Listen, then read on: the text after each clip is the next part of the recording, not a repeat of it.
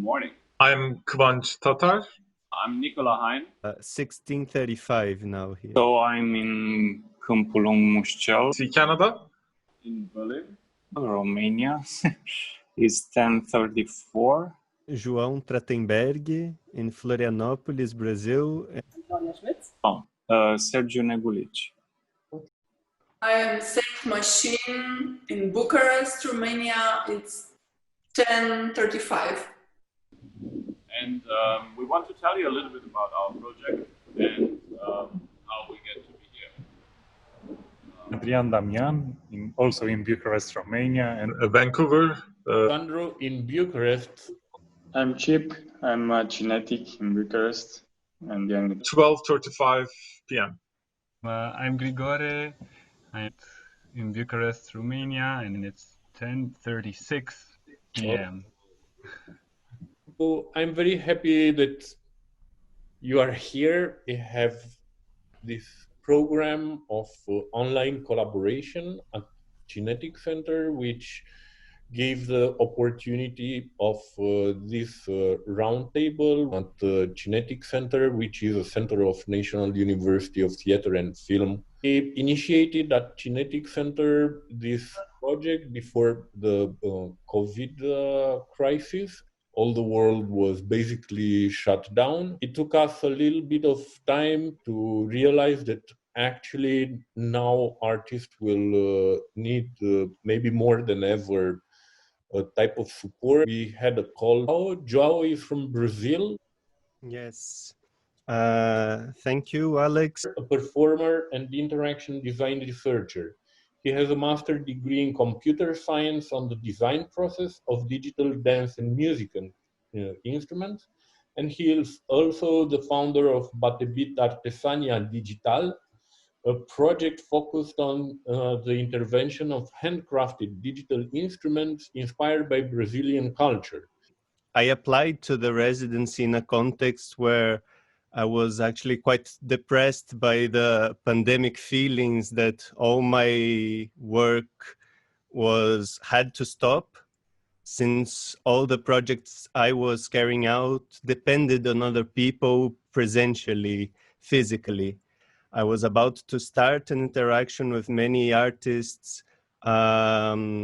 with the instrument I invented with Giromin, and it is postponed until God knows when. Residency really got me involved in, got a reason for me to start each day. It's been really interesting researching how I can experiment with this presence telematically.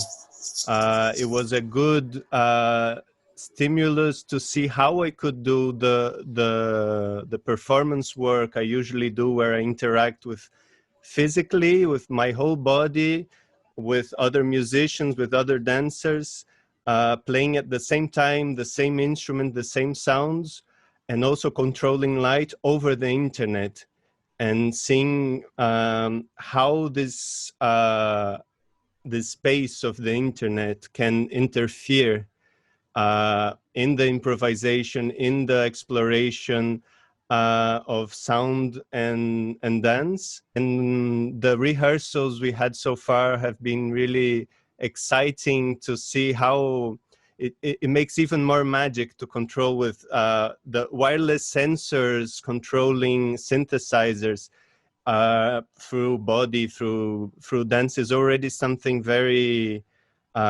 intriguing, but doing that across the Atlantic Ocean is even more exciting.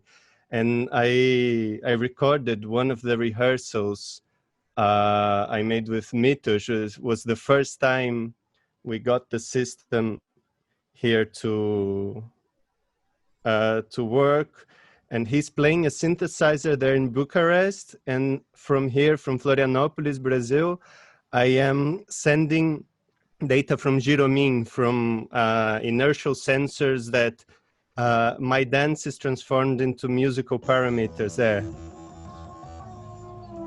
Let me send you some pitch bend.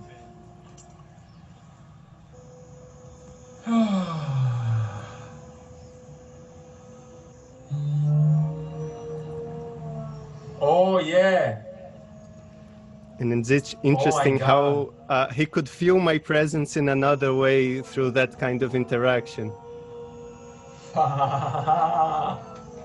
Oh my god. Oh my god. So. And I'm dancing here at my home, and this bodily presence is being transformed into a sonic presence there. And we are also exploring with these glitches that the sound over the internet gives us. God. And how to play with those glitches, how to play with that acoustics of the internet and involve that into the work. It's been really, really exciting to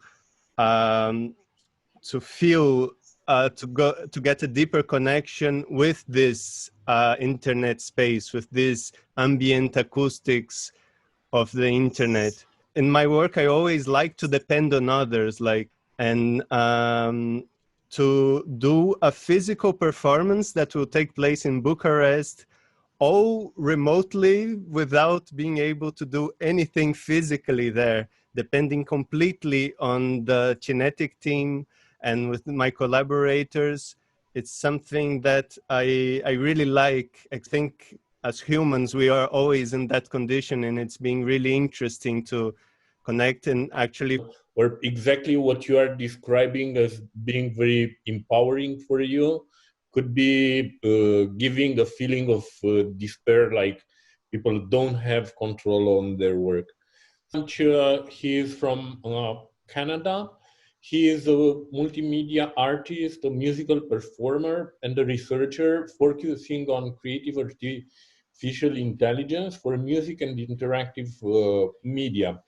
His career aims to integrate interactive arts, contemporary art, science, technology, engineering, and design to research interdisciplinary topics of new media to create transdisciplinary knowledge at Simon Fraser University. You hear me? Doing machine learning and artificial intelligence for music and multimedia. But my academic research is mostly focusing on interactive music systems and having a video, but using the deep learning or any other machine learning as some sort of effect to process that video. And that become my interest because of the quality of the outputs and how it looked aesthetically. And to be honest, as an artist, that gave me more freedom to work in the concept. And initially, for this residency, I had the idea of working with my memories and the idea of how our memories become vague in time. But then, through the collaborations that I had with the artists and researchers at CINETic, I realized that I actually want to do a different concept for this work, even though I'm using the similar technical backgrounds. So instead, I came up with this piece called Plastic Biosphere, images of plastic, and I'm putting them on moving images of nature. It's a very computationally exhaustive process to generate those videos. It takes a lot of time, and it has been a really cool process, actually, even though it was remote and it was virtual, and there were all sorts of barriers related to that. Thank you so much. So Grigore is he is also working on sound, and he is a researcher in the center. And PhD in 2016 with a thesis on interactive music systems, basically. I'm very interested in the idea of synchronization between human musicians and machine algorithms. I've been working a lot with João on the part of the various data streams to do with network music, and not just music, also controlling everything over of signals. And now we're working on a web server that allows the audience to participate as well, so letting them record themselves and sharing that audio with the musicians. And who knows, I might be also participating in the event as well. Adrian, your background is in set design, and actually you're also a researcher, an assistant researcher in the center. I don't know, it's weird how I used to have like a very crowded schedule and never having time to understand exactly what I'm working and going from one project to another. And when everything stopped, I took it as a time to rethink what am I doing and how am I doing it and for what and what is the purpose. So somehow I'm happy to have this time to really think about my work and why am I doing everything. A good time to rethink how we can address a performance and what should performative art be. Because actually now I'm in the industrial space where we are working with an industrial robot trying to create a performance that mixes human motion with robotic motion and with a very complicated interactive systems of lights and video and sound. Yeah, I had a week when I had 12 performances canceled. Okay. All of them in the same week. It was a difficult week. So during history, theater was always endangered somehow. There were a lot of times in history when people thought that theater will disappear. And it always overcome this and it developed new ways of addressing and of expressing. So I think this is a really good moment to understand how we can do this. And it was great to find solutions for Who Am I, the performance with the robot, of how to place audience and how to put audience in the performance. Knowing a little bit also about your personal life, I think having a very important moment in your personal life somehow, because you just had a son. Yes, and he's 9 months old now. So 7 months he spent in this lockdown. So it's Chip. He is also an assistant researcher and a PhD student at UNATC. During this pandemics, we managed. I managed to develop better methods of communication. So a distance collaboration process. So that I didn't in the last 3 years. I didn't had the time to invest in this direction. So somehow I'm happy that I managed to explore new communication tools. Now I feel like some things are more efficient in some way. And I think the remote collaboration was I think I'm really grateful for this development in my life. So you are actually now, I think, the only one who is actually present in CINETic. You are in the cave room, or where are you in CINETic? Yeah, I'm in the cave room. So yeah, show us a little bit like there. So yeah, here behind me is the cave, which is a really complex. Let's say, so I'm moving around with my wheelchair.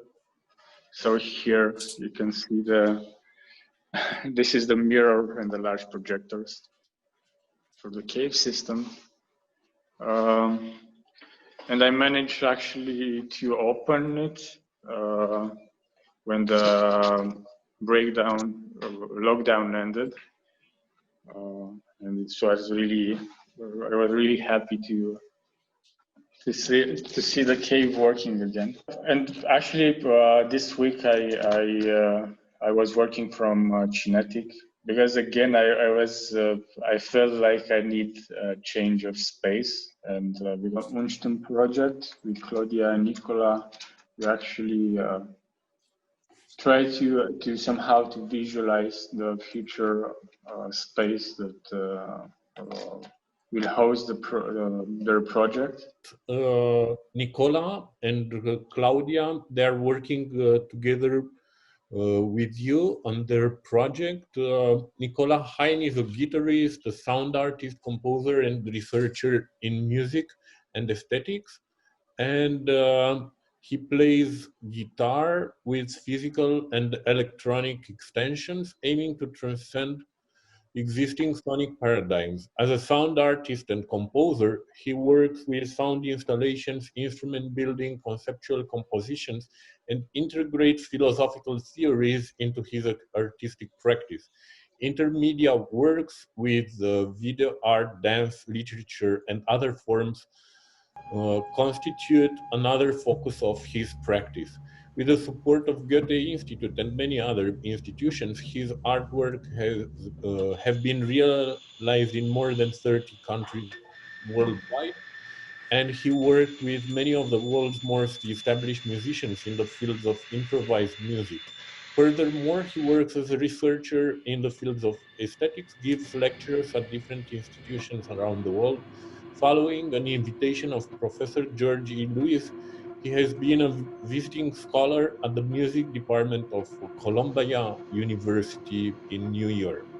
Claudia is also from Germany, and she says, my work starts where the media intersect. I'm not interested in the modernity of technology as such, but in its capacities for creating new imaginary dimensions.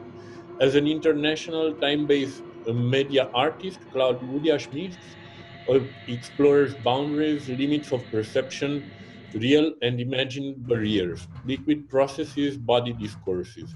She explores paradigms of media translation as a solo artist and in collaborative projects.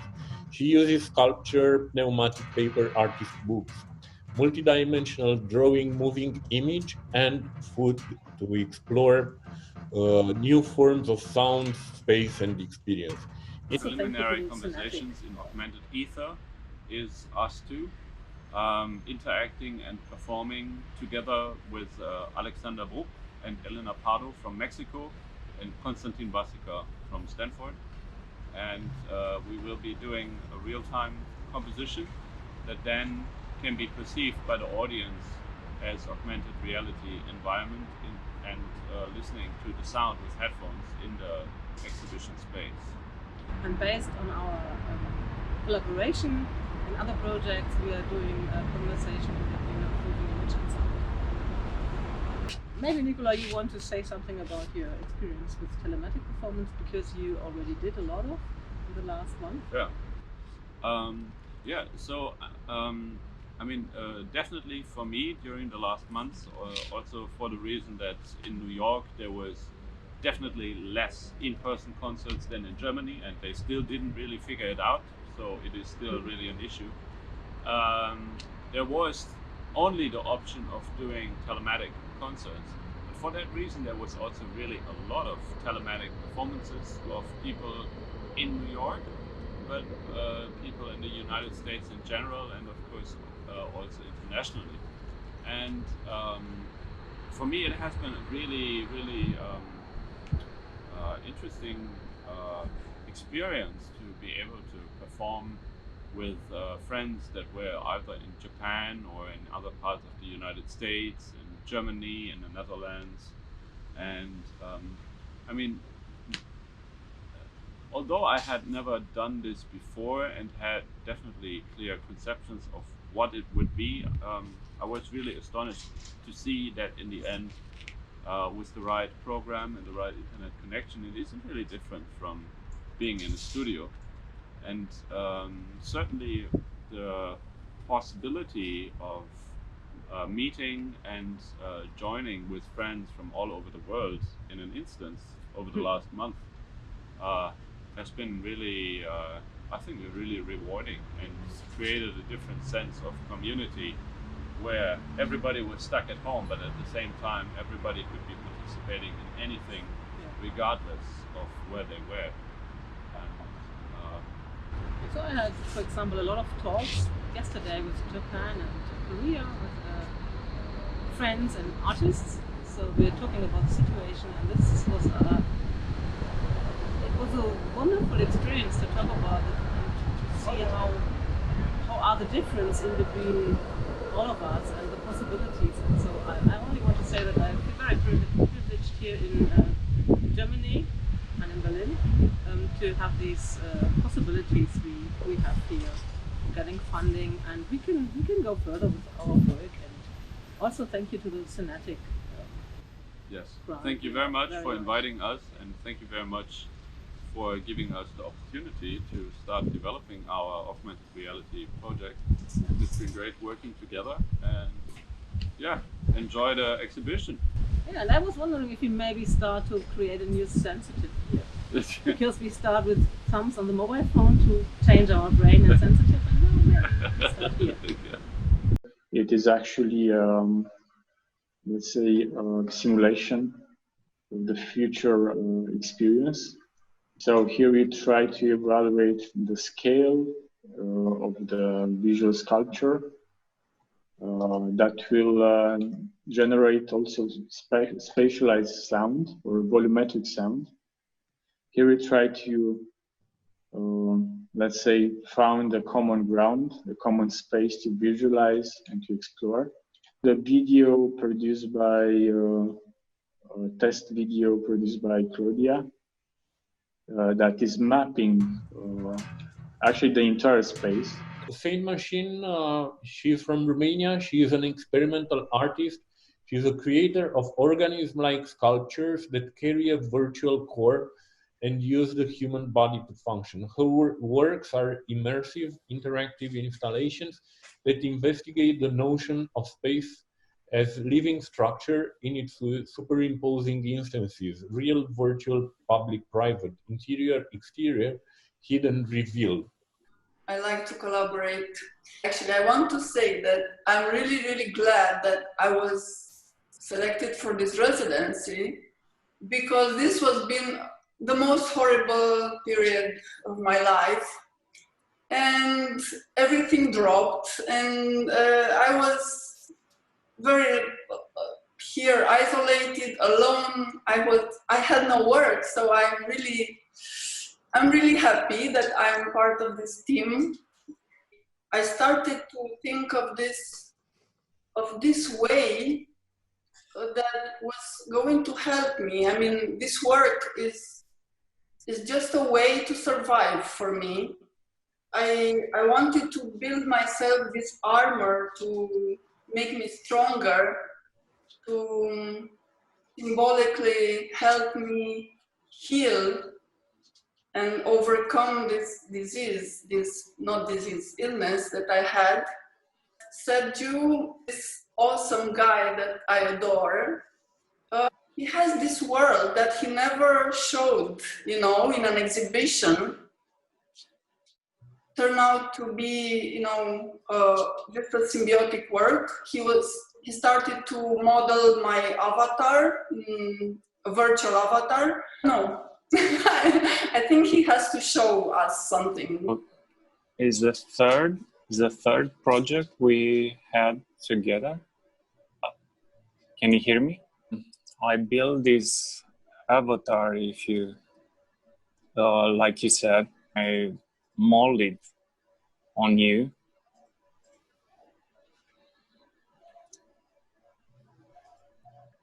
This avatar is not by itself, but the surrounding space of this avatar is like the negative space of her body. It is the same structure that is influenced by the people who are looking at it, because this is the idea, to look at an animation, and as you look at it, to create it.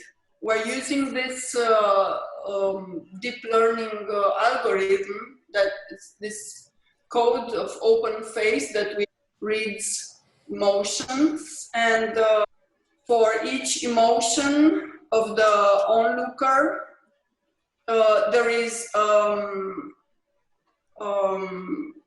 a space in this world that responds to that emotion. To, how can I explain? To understand something like the animation by creating it, part of the content. Yeah, I don't know if that has any logic, but it's like a negotiation space between your body and my forms. And yeah. People can connect with your level of emotions, or do you think the digital environment would somehow give a feeling of numbness? Or anybody's interested in the other's emotions. Everybody's interested in their own person. Of course, this is exactly the challenge, to get people to care about things and to get yourself out of your bubble and just look at what's happening around you, being aware of other people, you know, not only of yourself. I'm just happy that I'm alive. Actually, this belonged to Sergio, but I will include that. Joao, what do you think? What's your perspective? So many times during, even before the pandemics, but during the pandemics, I felt, I think the highest moments I had during pandemics was when I was experiencing art telematically over live streams, over videos that I watched. I think art, many art forms don't need the presence to emotion. The books, the movies, it's emotion can be transmitted by so many means. And I think that live performance telematically it needs a special attention. It's not the same thing as a presential performance. It can't be treated as such. But if you take care of watching where you are and the people that are around you and how you interact with them, I think you can exchange emotion through that. Because I think that if you are like playing, I've seen some live performances of music that people are playing at their homes, sometimes even in duos or trios, as if they were in a theater where people were there watching. And they weren't taking into account that the people that were watching them were at their home watching over a mobile phone. And I think they didn't feel part of it. If you need to take into the consideration the space you are. The same thing if you're like playing live in a theater as if you are on a street performance. It doesn't work. If you're performing live on, I don't know, at a circus and you're pretending it's a classical theater performance, it doesn't work either. Because you need to share the space to build a close relationship with the audience. You need to feel like you are the same for it to happen, for the presence to happen, and where I think it's the most powerful emotion. It's where it potentializes the emotions the most, when you feel the presence. And yes, that needs work. I need to say that from this residency, I most like the fact that I spent a lot of time talking to Joao and trying to find, I don't know, common, I mean, we had some common stuff, but just, he was very open, and he just taught me I learned from him. That's what I liked. He's really, how can I say, like a child. He likes to play, and so do I. Curious, how is the situation actually now in Brazil, Joel? No, it's you have to be strong not to fall, because it's like a mining camp where everything is exploding. They're taking down the state, they're taking down the indigenous people, they're killing, taking people out of their homes during lockdown. It's you have to be really strong to don't fall depressed, because the political way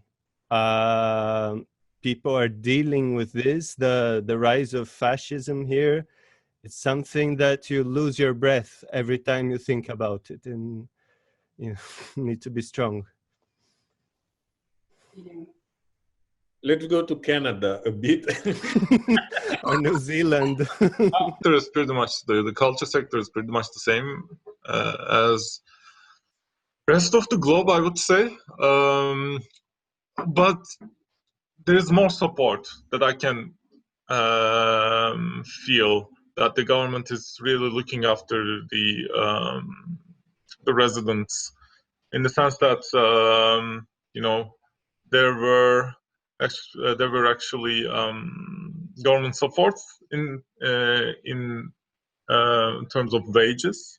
For example, if you lost your job, you could apply for wage subsidies, which was actually enough for artists to live by in this period. Also, some had some projects, but they had to delay them to start later because theaters were closed. Some had performances cancelled, like anywhere else in the globe. People here were a bit more on the lucky side of the COVID situations, also because I'm in British Columbia, the West Coast, and British Columbia as the state, as the province, is actually, in terms of statistics, it's one of the best COVID statistics. People are really thoughtful in the sense that, like, it's people are trying to wear masks. You can see social distancing happening, but at the same time, this was the beginning. In time, we got bored of it because, you can so much stay in house without losing your shit. It feels great in the first week because it's like a holiday. Second week, you are like, okay, I can get used to it. And then in third week, you are like, in my personal case, though, on the contrary of everyone else, I got more busy because normally, let's say there's this residency happening, I would be in Romania and I would be like fully committed to this. But now I can do the residency in Romania because it's virtual, but at the same time have another project running with someone else in Canada, talk with people in Turkey. So it's like I have a day divided to two. That starts my normal day starts in the morning. This is Pacific Standard Time, so it's 9-10 hours difference with Europe. But then around midnight, Europe wakes up, so I get like this whole record 24-hour loop of people thinking that I would be available. Or there were cases that I had to be, for example, the day somehow extended. Making this artwork that needs physical attendance, that the audience is going to be at the garden and they will be experiencing it in person. So there is no the piece is made telematically, but it's not shared over the web. I need to somehow manage how to do the installation from a distance that I've never done before. And that is quite challenging because I'm working with a structure that I've never seen before, with limited knowledge that I could get through other people with some short video recordings or some pictures, and then trying to make something around it. and there's a lot of trust in there as well, because I'm collaborating with the people at CINETic, Iuliana or Marius or Greg, and so there's a lot of trust there, that you trust that these people are knowledgeable in their area, not that, but also they understand what you want to achieve. They understand what the artwork is about. So even though communication is challenging, the requirements of the art piece is high as well in terms of communication. Yeah. Do you think this experience is somehow not just the experience of this residency, but actually how you, let's say, adapted, and how your practice work adapted? Do you think will bring you to a next, let's say, level? And what would that be from your perspective? Or do you think that when life will go back to, let's say, 100% same health conditions, safety conditions, everything will go back to normal? It's very difficult. For me, I have this feeling that I'm really appreciative of what's going on, but I still see it as something temporary. So I'm not. I kind of try not to get fully committed to it. I think in some ways I'm a pretty conservative person, in that I don't like to change my environment, and I'm seeing this as a sort of break from the standard, allowing me to work on stuff that I've been wanting to work on, but stuff that I don't want to think about whether it's still relevant or not in this new world. So I don't I'm kind of in denial about it a bit, which is why it's hard for me also to fully commit to this telematic world, which in a way is cool, but it's like a fiction a little. Do you think that's how I see it. Because you said in this new world, do you think it's a new world? Why do you think that? Sorry. Well, let's see. I hope it's not. But I mean, my rational brain tells me it is, but it's hard to accept. It's hard to think it won't be, right? Why? Something will change. Why is it a new world? Well, we'll see. I'm trying to make it not be. I'm in small city in the mountains, working the same thing, animation.